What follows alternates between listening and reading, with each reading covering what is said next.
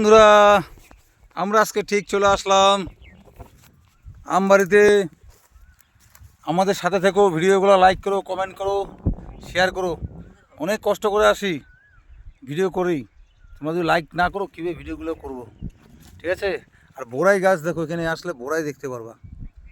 এত সুন্দর বড়াই, ফ্রি ফ্রি বড়াই খাবা। এই যে আমার ক্যামেরাম্যান, এই যে আমার শুভ ভাগনা চলে আসছে, ক্যামেরাম্যান। ঠিক আছে, বড়াইগুলো দে তো, দুটো বেরোয় দে।